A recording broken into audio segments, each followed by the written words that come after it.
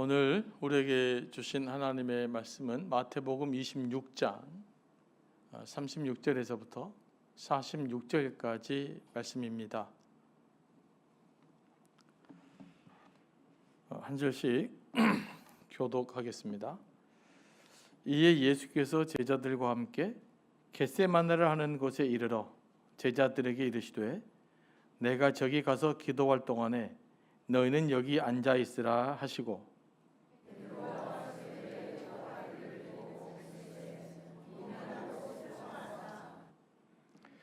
이에 말씀하시되 내 마음이 매우 고민하여 죽게 되었으니 너희는 여기 머물러 나와 함께 깨어 있으라 하시고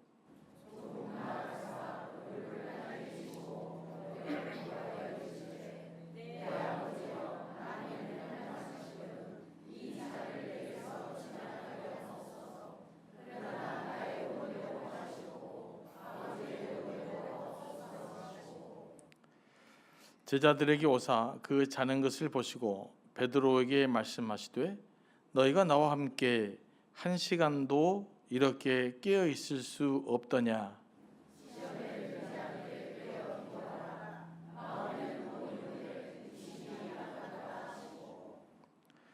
다시 두 번째 나아가 기도하여 이르시되 내 아버지여 만일 내가 마시지 않고는 이 잔이 내게서 지나갈 수 없거든 아버지의 원대로 되시기를 원하나이다 하시고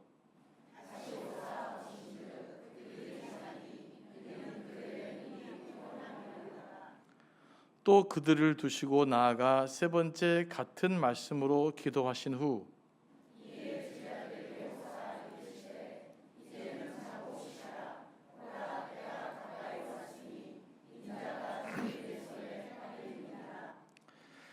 다 같이 일어나라 함께 가자 보자 나를 파는 자가 가까이 왔느니라.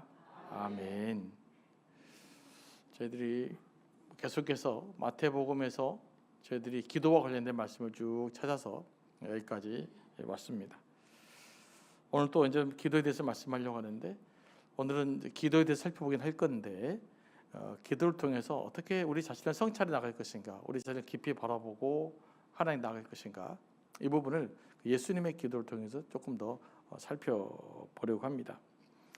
이 기도를 쭉 살펴보면 이제 몇 가지 우리가 살펴보기를 원하는데 첫 번째, 예수님은 기도의 태도가 어땠는가? 예수님의 기도의 자세예요. 예수님은 먼저 자기 내면의 감정에 아주 솔직했습니다. 기도할 때 중요한 것은 솔직하게 하나님께 나아가는 거거든요.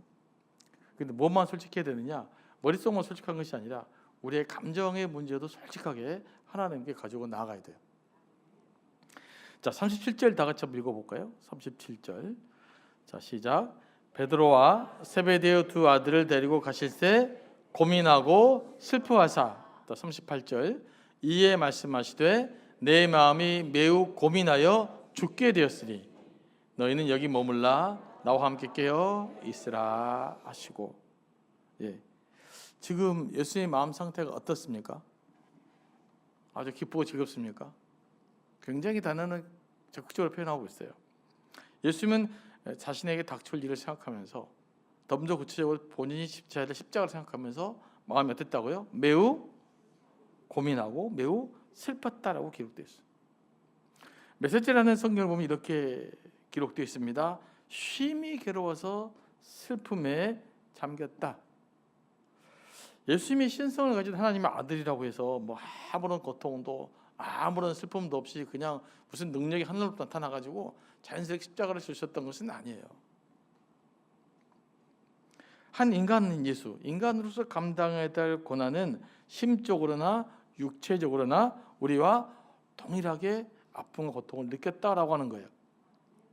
그러니까 예수 십자가 사건, 하나님의 아들이니까 하나님이 슬프시겠지. 뭐 십자가 주니까 어려웠겠지 정도가 아니라 예수님의 자기 삶 전부 삶의 엑기스를 뽑아서 하나님께 드려지는 어떤 과정이었던 거예요.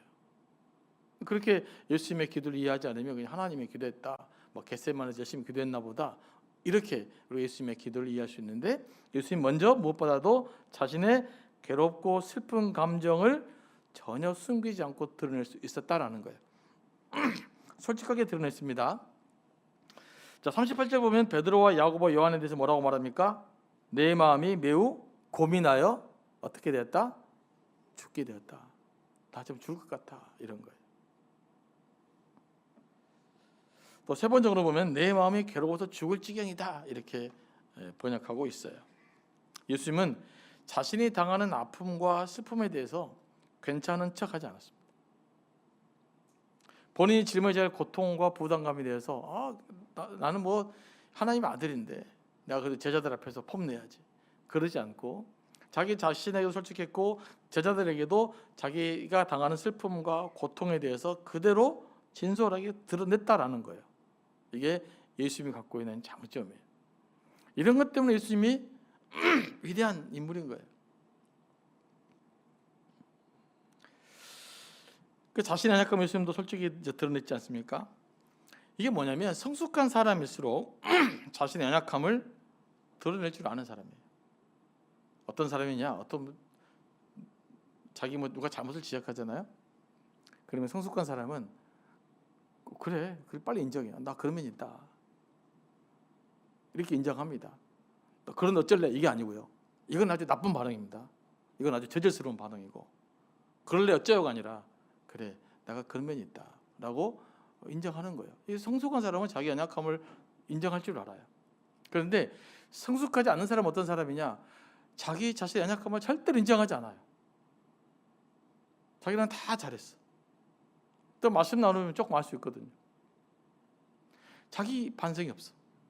이게 나를 향한 말씀이다. 그래 내가 참 잘못했나 보다. 내가 하나님께 돌아가야 된다. 이런 느낌이 거의 없어요. 그럼 지금 내가 뭔가가 성장하지 못한 무엇이 있다는 것을 알으셔야 됩니다. 그러니까 예수님도 본인의 연약함을 사람들 앞에 인정했잖아요. 자기도 인정하고 제자들에게도 이야기하고 제자들에게 야 기도 좀 같이 해라. 내가 이렇게 힘드니까. 이렇게까지 이야기할 수 있는 분이셨단 말이죠. 그러니까 예수님이 우리의 인간의 하나의 완벽한 모델이라면 우리가 예수님을 쫓아 산다면 그런 우리의 연약함을 솔직하게 드러낼 수 있어야 될 줄로 믿습니다. 그래서 굉장히 훈련이 필요합니다. 훈련이 필요한데 이걸 자꾸 수용할 수 있어야 돼요. 그래야만 우리가 내면적으로 성장이라는 것이 가능해집니다. 어떤 분들은요 본인이 전혀 성장할 필요 없는 것처럼 말하시는 분이 계셔요. 그건 굉장히 내가 오류인 거죠. 잘못 살고 있는 거란 말이에요. 그래서 우리 연약함도 때로는 막 자랑이라는 것이 아니라 연약함을 인정하고 때로는 연약함도 수용할 수 있는 그런 삶의 자세가 필요합니다. 예수님도 그랬잖아요. 하지만 이제 정서적으로 그 미숙한 사람들은 자신의 연약한 감정을 꼭꼭 숨겨요. 숨깁니다. 몸에 마치 기부수한 것처럼 숨겨요. 그러면 그 사람의 삶 어떻게 될까요? 좀 뻣뻣해지는 것이죠. 뭔가 부자연스러운 신앙생활이 일어나는 거예요. 이제 교회가 이제 그런 좀 우리로 하여금 약간 이제 이런 면을 약간은 이런 데서 위험한 공동체예요. 왜냐하면 교회 다닌다. 그래 뭐예요? 교회에서 생각하는 이 괜찮은 모습 있잖아요. 괜찮은 모습이 있어요. 교회 오면 기도도 이런 모습으로 기도할 것 같고, 옛날에 홀리 보이스 막 기도하고 있잖아요. 목소리 좀 저는 형들을 못 내겠는데 주여 이렇게 뭔가 좀 홀리 보이스를 낸다든지, 찬양할 때 꼭 뭐 손을 드는 건 좋지만 또 뭔가 막 이렇게 될 것 같다든지, 뭔가 이렇게 교회가 많아 저런 사람 정도면 경건의 모습이다라고 하는 어떤 암묵적으로 합의된 틀이 있습니다. 우리 교회도 있어요. 그러면 거기다 다 자기를 자꾸 맞추려고 그러잖아요. 그래 무슨 일이 벌어지느냐? 내가 이중적 인간이 되는 거예요.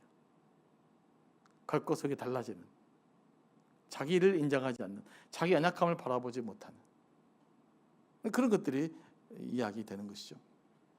그래서 무슨 간증을 하거나 자기 이야기를 하면은 그냥 자기 자랑밖에 안 해. 근데 그런 모임은 소그룹 같은 경우 진행이 안 됩니다. 왜냐하면 나는 누군가의 자랑을 들은 건 아니거든요. 같이 자기 삶의 이야기, 아픈 이야기를 나누고 싶은 것이지. 그렇잖아요. 그런 사람들 친해지는 것이지. 그래서 영적으로 깊은 공동체가 되는 거지. 그냥 갔더니 그냥 막 그냥 아들 자랑, 자식 자랑, 집 자랑, 아파트 자랑, 막 차 자랑 막 이렇게 하면 이제 불편해지는 모임이 되는 거예요. 그래서 기분 나빠갖고 집에 오면 기분 나빠요. 아, 이제 모임 갔더니 뭐 지 아들이 그 잘났어? 이렇게 하면서 이제 그렇게 된단 말입니다. 그래서 우리가 모임할 때 그런 거, 그래서 이제 그럴듯한 모습으로 자기를 포장하려고 하는 것, 이건 끊임없이 여러분들 해야 될, 저도 마찬가지입니다만은 영적 싸움이에요. 이것이 굉장히 치열하게 이 부분을 진행해야 됩니다. 아, 내가 아닌가? 나는 그런 사람이 아닌가? 나는 또 어떤가? 끊임없이 묻고 질문하고 또 묻고 또 질문해가면서 성장해 갈 수 있게 되기를 원합니다. 너무 좋은 믿음이 좋은 사람 민척하지 마시고, 또 기도하는 사람 민척도 하지 마시고, 의로운 사람 민척하지 마시고 그러시기 바랍니다. 기도를 열심히 해야 됩니다. 하지만 기도하는 척은 할 필요가 없죠. 우리가 주님을 순수하게 믿고 따라야 됩니다. 하지만 내가 믿는 척은 할 필요가 없습니다. 신앙생활 하다 보면요, 믿음이 다 왔다 갔다 해요. 저도 왔다 갔다 합니다. 왔다 갔다 해요. 그래서 그런 마음을 가지고 우리가 인정해요. 그 마음 그대로 주님처럼 솔직하게, 주님 내가 마음이 왔다 갔다 합니다. 오늘 제가 별로 기분이 안 좋습니다. 예배 참석하는데 그러면 처음 와가지고 그런 마음 하나님 기도합니다. 그럴까요? 그럼 주님 이 마음이 좀 위로받았으면 좋겠습니다. 그렇게 예배를 드리면 찬양하다가도 그냥 위로가 될 수도 있고, 기도 한마디에 감동이 될 수가 있어요. 그래서 그런 상태를 그대로 가지고 오면 좋아요. 네. 그래서 우리가 그것이 예수님이 자기 자신을 솔직하게 드러내는 과정이라고 볼 수가 있습니다. 그래서 기도할 때는 그 솔직하게 진솔 하나님께 나갈 수 있게 되길 원합니다. 그리고 이제 기도를 통해 제가 영적 성장을 이야기한다고 그러는데요. 기도는 여러 가지가 있어요. 기도의 형태가 많이 있습니다. 성경에 보면 성경에 여러 가지가 있어요. 뭐 엘리야 같은 경우는 미세한 음성을 들었다고 할 때는 엘리야는 깊이 묵상하는 기도의 어떤 한 모습일 수도 있고요. 또 부르짖는 기도도 있고, 또 묵상하는 기도, 읊조리 묵상하는 기도도 있고, 또 이것들이 오랫동안 기도 전통하면서 아, 이런 기도할 때 참 좋더라라는 것도 있고요. 또 자기를 성찰하는 기도가 있어요. 그 청원하는 기도는 좀 다르죠. 내를 진단하고 나를 점검하고 내가 지금 어떤 상태에 있는지, 내가 어떻게 하나님께 나아가야 될지, 이걸 또 깊이 묵상하는 기도도 있단 말입니다. 근데 우리는 주로 이제 부르짖는 기도만 익숙해져 가지고 이 다른 형태의 기도, 묵상하는 거나 또는 침묵한다거나 또는 자기를 성찰하거나 이런 기도는 조금 약점이 있단 말이에요. 그런데 이제 이런 부분들까지도 우리가 좀 성장할 수 있게 되기를 소망합니다. 그래서 이제 오늘은 예수님의 말씀을 묵상하면서 어떻게 우리를 그 내면을 들여다볼 것인지 예수님의 케이스를 통해 살펴보려고 하는데, 예수님 어쨌든 무엇보다도 자기 감정에 대해서 충실했다, 속이지 않았다, 솔직했다, 자기 연약한 감정도 드러낼 줄 알았다. 그것도 혼자만 인정하는 것이 아니라 제자들 앞에서도 연약한 감정을 드러내고 제자들에게 기도 부탁까지 했다라고 하는 거. 예수님처럼 완벽하신 분이, 하나님 아들이 그랬다라면 우리도 그렇게 신앙을 하는 것은 너무나 자연스럽다라는 것입니다. 우리가 그런 기도로 나아갈 수 있게 되기를 원합니다. 그러려면 첫 번째 어떻게 기도해야 되느냐? 이제 그런 기도가 필요하단 말이에요. 그러니까 우리가 오늘 저녁 기도할 때 막 통성 기도할 때 끄덕 해야 됩니다. 이제 개인 성찰 기도할 때 말이에요. 이제 혼자 조용히 나왔다. 그럼 무슨 기도를 해야 될까요? 주로 그때는 자기 성찰 기도가 좀 많이 있을 수가 있어요. 그때 첫 번째는 뭐냐? 나의 감정 상태가 무엇인지를 정확하게 파악하는 게 좋아요. 내가 어떤 상태인지. 먼저 앉았을 때 주님, 지금 내가 살펴보면 있잖아요. 오늘은 좀 기분이 좋고 뭔가 주님의 갈망함이 있을 수가 있고, 또 오늘은 앉아 있었더니 그냥 막 기분이 나쁠 수도 있고, 오늘 앉아 있더니 갑자기 옛날 생각나면 슬플 수도 있고, 오늘 앉아 있는데 옛날에 그 무슨 어떤 사건 때문에 기분이 나쁠 수도 있고 분노할 수도 있단 말이에요. 그래서 그때 그런 감정을 잘 살펴보시기 바랍니다. 그건 굉장히 기도할 때 도움이 됩니다. 두 번째, 하나님 앞에서 왜 내가 그런 감정이 생겼는지 살펴보면 좀 답이 좀 있어요. 아, 우리 딸이 지난번에 내 말 안 들었다. 우리 아들이 지난번에 사고를 좀 쳤다. 그게 떠올랐다. 그런 거죠. 그러면 이제 그때 느낌들을 하나님께 쭉 살펴보면서, 그럼 나는 그래서 어떻게 반응하는 나를 잘 살펴보면 이게 이제 내 상태가 진단이 돼요. 그러면 그 상태를 가지고 하나님께 나와서 기도하는 것이죠. 그래서 그렇게 하나님께 나오려면 뭐 해야 된다? 먼저 자기 자신의 감정에 매우 충실하게 하나님 앞에 서 있어야 되고, 하나님 앞에 감정적으로 좀 솔직해져야 돼요. 그냥 여기 앉으면 나는 거룩해야 돼. 나 하나님 기도해야 되니까 막 이런 감정 다 짓누르고 그냥 뭔가 그냥 홀리한 마음으로 하나님께 나아가야 돼. 그러면 그 마음이 안 돼서 기도조차 안 돼요. 그래서 기도할 때는 그런 마음 상태를 예수님처럼 솔직하게 하나님께 드러내고 왜 그런 마음이 생기는지도 알아보고 그리고 하나님께 나아갈 수 있게 되기를 소망합니다.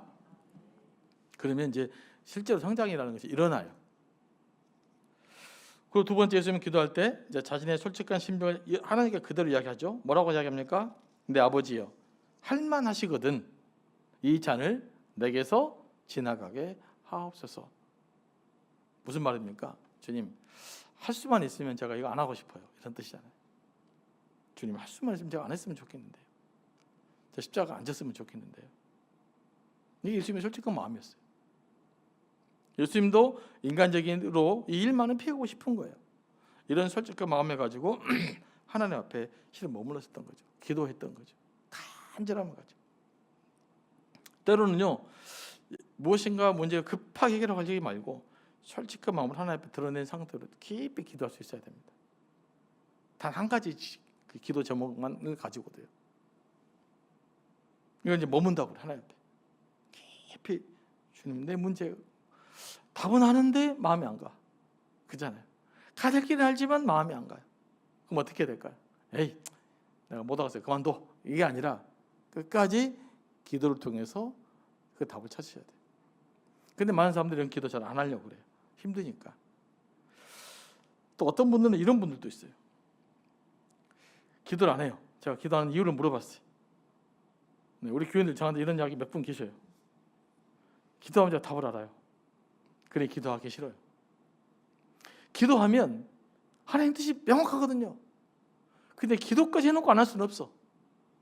그러니까 어떻게 해요? 아예 기도를 안 해. 왜냐하면 기도까지 해놓고 안 할 수 없으니까. 기도를 하면 영적 부담이 생기거든요. 반드시 생깁니다. 내가 진짜 하나님 앞에 순수하게 기도하면요, 하나님 뜻인지 안 하면 내가 늘 부담이 생기니까 그걸 해야 이 부담에서 벗어날 수 있거든요. 그러니까 그걸 해야 돼.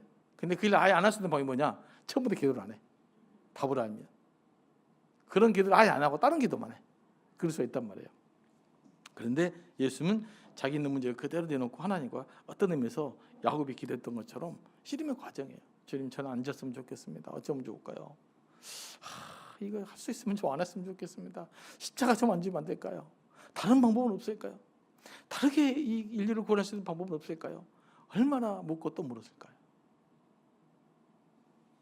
그 과정이 우리에게는 필요해요. 여러분들이 기도 안 졌다고 그냥 막 아멘 되지 않잖아요. 뻔히 알지만 안 되는 거잖아요. 뻔히 답을 알지만 하기 싫은 거잖아요. 마음이 안 동하잖아요. 억지로 할 수는 없고 고민하잖아요. 그 고민의 과정이 기도할 때 매우 매우 소중합니다. 뭐라고요? 아주 소중해요. 그 고민의 과정을 우리의 기도가 한 걸음 한 걸음 깊어져 가는 거예요.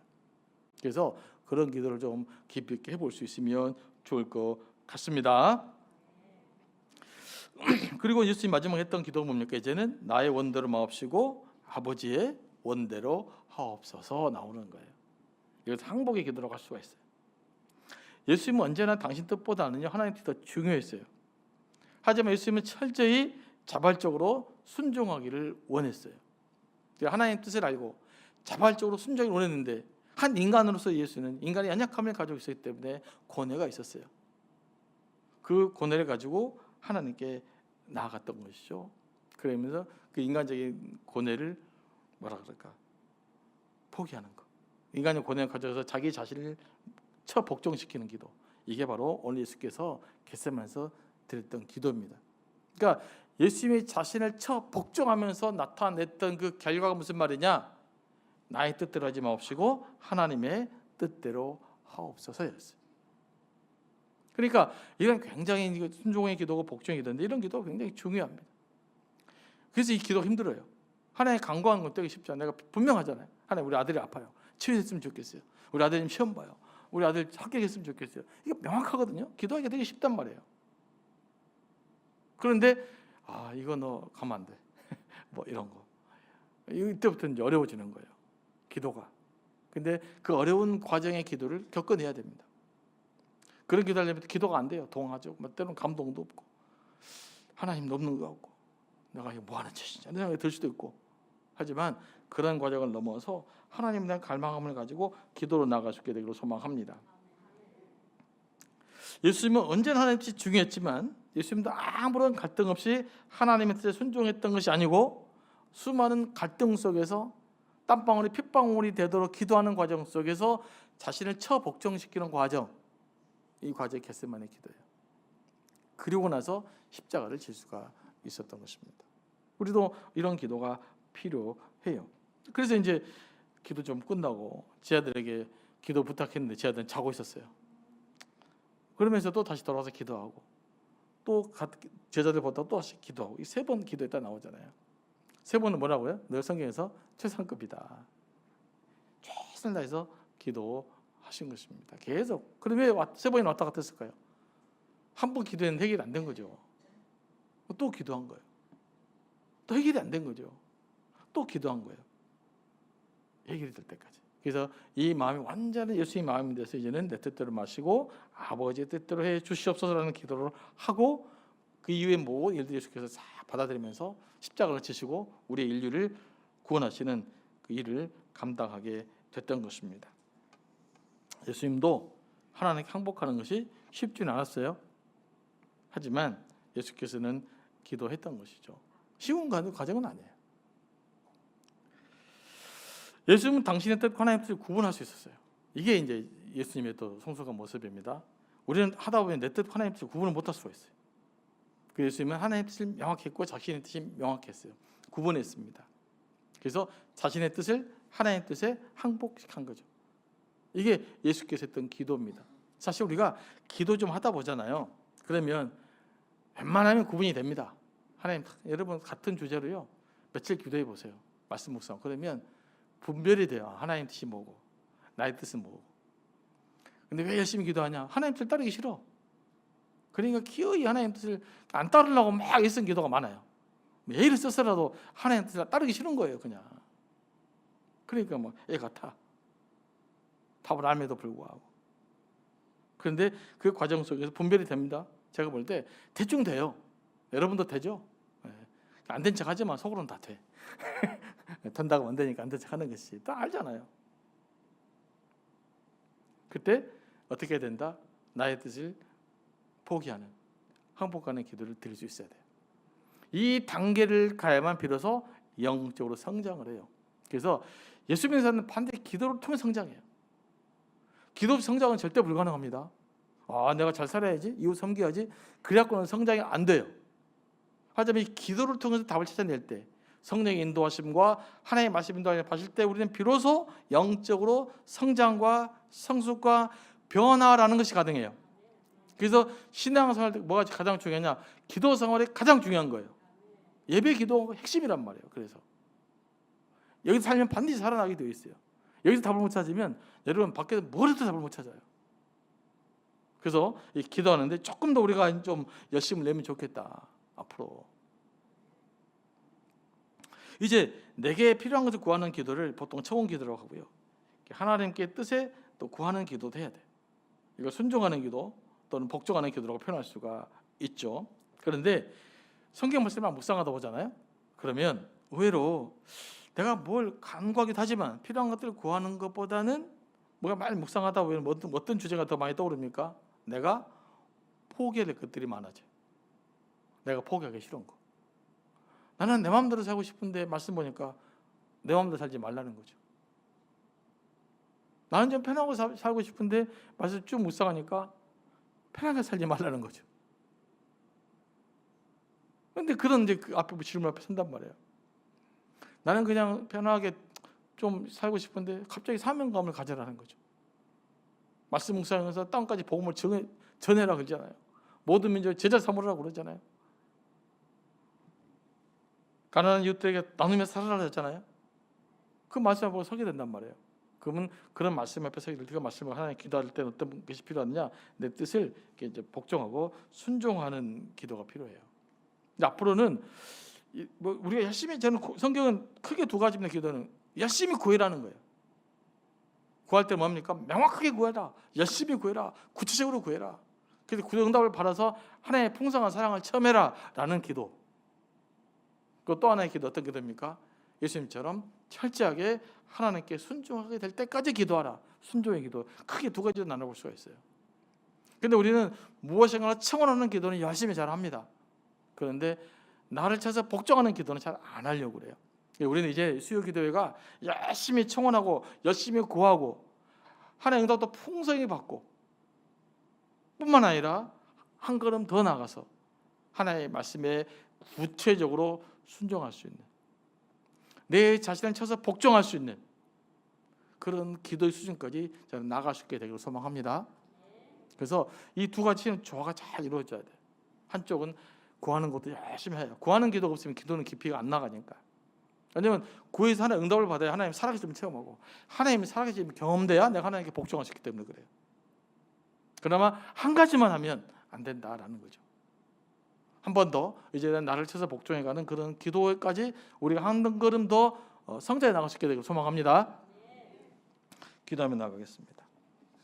하나님, 예수님의 말씀을 붙들고 예수님께서 기도하셨던 모습을 살펴보면서 우리도 예수님처럼 솔직하게 숨김없이 우리의 모든 연약함까지 하나님께 가지고 나와서 드러내게 하옵소서.